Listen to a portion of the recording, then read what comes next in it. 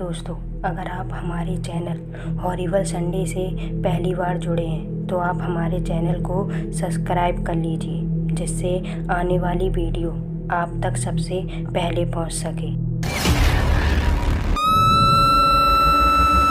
मैं आज अपने दोस्त शोभित के गांव जा रहा हूं, क्योंकि कुछ दिनों पहले ही मेरे दोस्त की एक एक्सीडेंट में मौत हो गई थी और आज उसकी 13वीं है। मैं अपने घर से लगभग 200 किलोमीटर दूर जा रहा हूँ। मुझे पहुँचते पहुँचते रात हो चुकी थी। बस ने मुझे गांव के बाहर एक सुनसान सड़क पर उतार दिया था। बस वाले ने कहा, ये जो सामने कच्ची सड़क गई है, ये उस गांव का रास्ता है जहां आपको जाना है। और इतना कहकर बस आगे बढ़ गई। रात काफ़ी हो चुकी थी और गांव भी कच्ची सड़क से काफ़ी दूर दिख रहा था, क्योंकि वहां से हल्की हल्की सी रोशनी दिखाई पड़ रही थी। मैं लगातार जल्दी जल्दी कदम बढ़ा रहा था, क्योंकि सुनसान सड़क और आसपास जंगल था। मुझे डर था कि कहीं कोई जानवर आकर मुझ पर हमला ना कर दे, इसलिए मैं उस रास्ते से जितनी जल्दी हो सकता था उतनी जल्दी निकलना चाहता था। तभी सामने मुझे कोई दिखाई दिया, शायद कोई खड़ा था।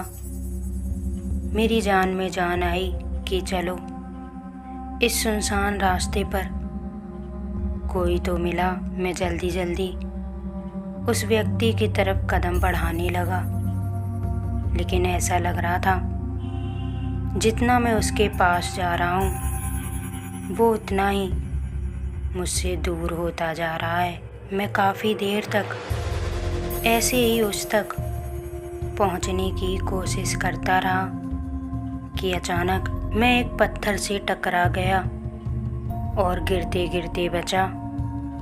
इसी बीच जब मैंने इधर उधर देखा तो मैं गांव पहुंच गया था और मुझे पता भी नहीं चला। उसके गांव में चारों तरफ सन्नाटा पसरा हुआ था। माहौल काफ़ी शांत था।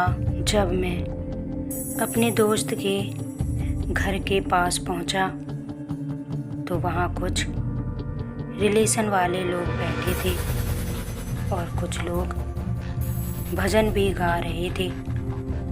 मैं घर के अंदर गया, फिर मैंने देखा उसकी पत्नी और 5 साल का बच्चा एकदम मायूस बैठे थे।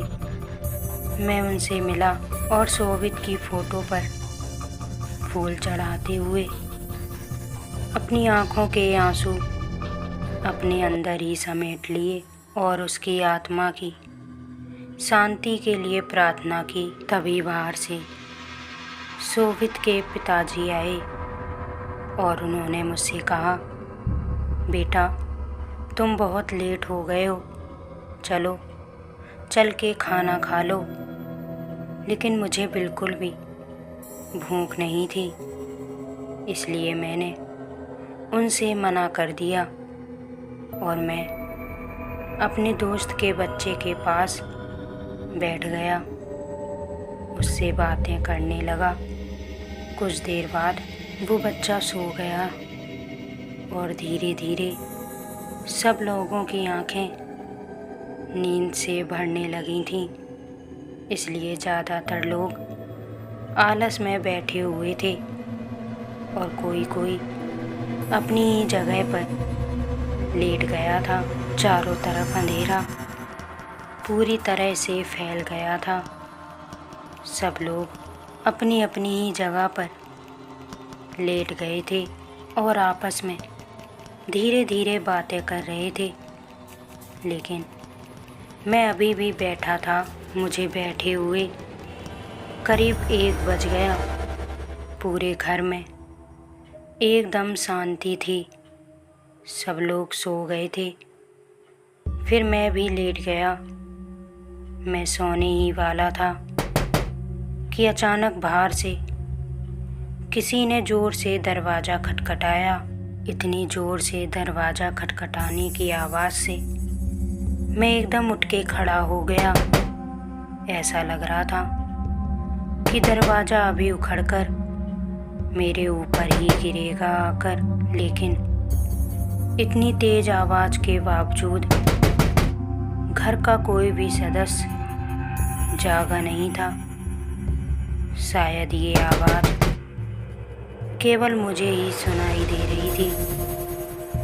मैं दरवाजे की तरफ धीरे धीरे बढ़ता जा रहा था और जैसे ही मैं दरवाजे के थोड़ा करीब पहुंचा, आवाज़ आना बंद हो गई थी। मैंने दरवाज़ा खोलने से पहले आवाज़ लगाई, कौन है बाहर? लेकिन बाहर से कोई भी आवाज़ नहीं आई।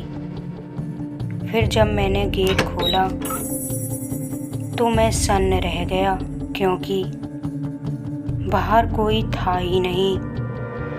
चारों तरफ घना अंधेरा छाया हुआ था। वैसे भी गांव में तो लाइट कम ही आती है। मैंने गेट बंद किया और जल्दी से आकर लेट गया। अब मुझे डर लगने लगा था। मैं अपनी आँखों को बंद करके सोने की कोशिश कर रहा था कि अचानक दरवाजे पर फिर किसी ने दस्तक दी। मैं फिर उठा और दरवाजे की तरफ गया, लेकिन इस बार आवाज़ लगातार आ रही थी और जैसे ही मैंने दरवाज़ा खोला, मेरी सांसें मेरे गले में ही अटक गई थीं, क्योंकि सामने शोभित खड़ा था, यानी मेरा वही दोस्त जो कुछ दिनों पहले मर चुका है।